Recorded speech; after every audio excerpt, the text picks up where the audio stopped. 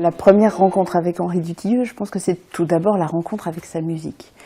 Ça a été quelque chose d'assez extraordinaire pour moi parce que j'ai abordé la musique d'Henri Dutilleux exactement au même moment que celle de Schumann et celle de Bach, ce qui paraît un peu incroyable, mais j'avais une quinzaine d'années au Conservatoire supérieur à Lyon, c'était Jean Deplace qui était mon professeur à ce moment-là. Et je me souviens très bien de ce programme qu'il m'avait donné, 3e suite de Bach, concerto de Schumann et les strophes d'Henri Dutilleux, ce qui était quand même un programme assez copieux. Et pour moi, c'était une découverte totale. Alors, d'une part parce que c'était la première œuvre de musique d'aujourd'hui qu'il m'était donné d'aborder, donc c'était aussi un privilège que de commencer avec ce répertoire-là qui ouvrait de grands horizons sur le plan sonore.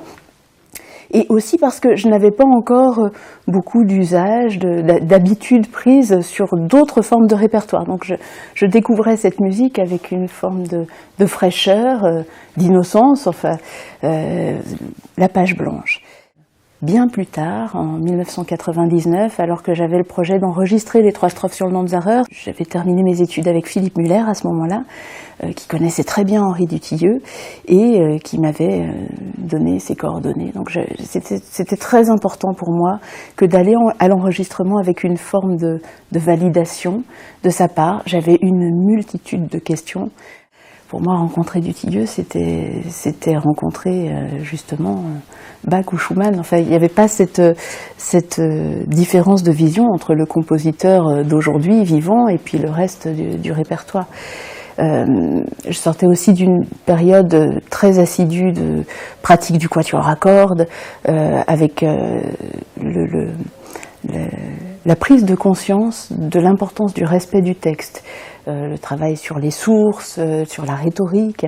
Alors évidemment, sur une œuvre comme les strophes, puisqu'il s'agissait toujours des strophes à ce moment-là, c'était assez inépuisable comme sujet. Et en même temps, il y avait vraiment de quoi s'y perdre. Donc, voilà, premier rendez-vous avec Henri Dutilleux.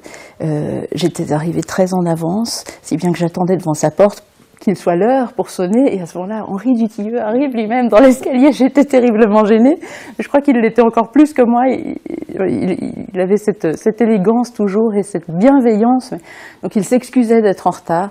Bref, un peu de quiproquo au moment de la rencontre, et puis ensuite, on passe à la musique tout de suite, et il m'a demandé de jouer, ce que j'ai fait, j'ai enchaîné les strophes, et il a une réaction très, très enthousiaste en me disant, mais le langage, le sens, le fond est là, donc si vous avez des questions, j'y réponds bien sûr, mais ne vous posez pas trop de questions. On a travaillé longuement ce jour-là, et son message a été quelque chose d'absolument déterminant pour moi dans la vie de musicienne. C'est tout simplement le fait que le texte n'est pas une finalité. Il doit être un moyen. On passe par le texte, mais on doit aller au-delà du texte.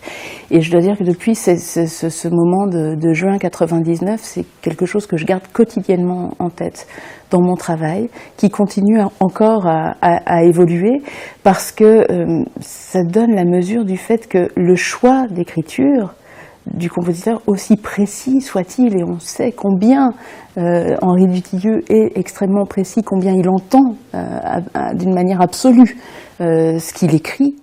Donc il faut revenir à cette chose la plus grande, et c'est là où la place de l'interprète est si passionnante, parce que évidemment dans la manière d'y revenir, il y a 1000 chemins possibles, et parmi cette multitude de possibilités, il faut toujours garder la vérité de ce qu'était le texte, et que le texte soit la confirmation de l'instinct.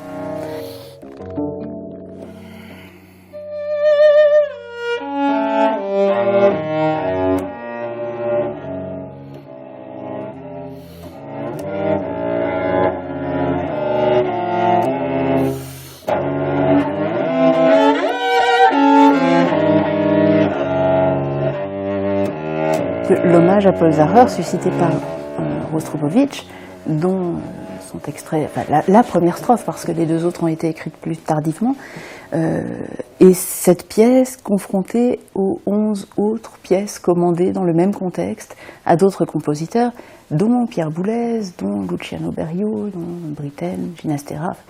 Je ne citerai pas les 12, mais c'est précisément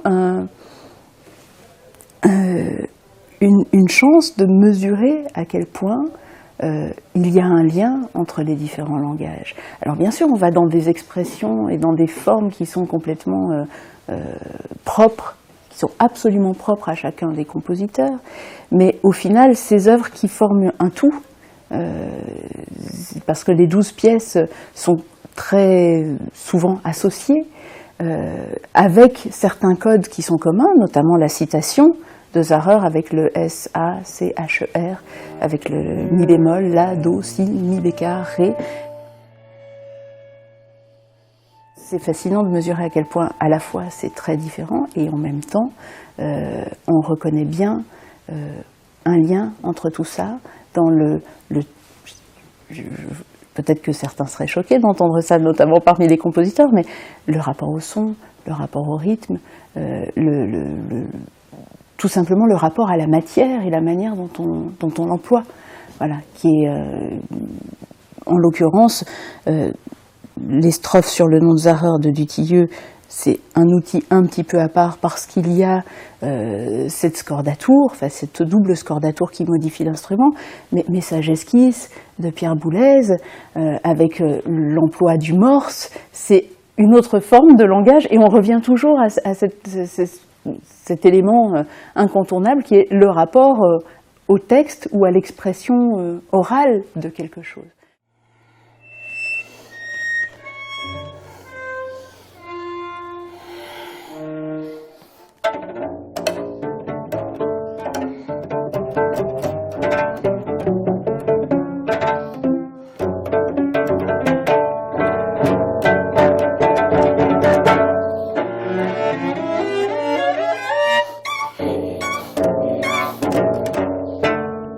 Toutes ces années, j'étais en contact avec Henri Dutilleux qui venait parfois au concert.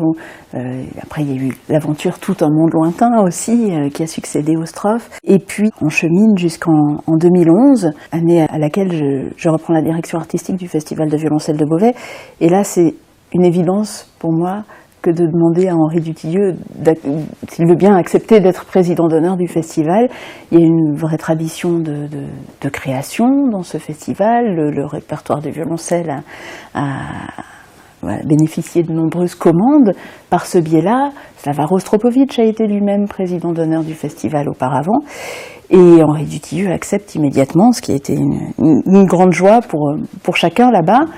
Et de ce fait, il accepte aussi de venir à la première édition que j'avais conçue en mai 2012 à Beauvais. Alors, il semblerait que ce soit sa dernière sortie officielle en dehors de Paris.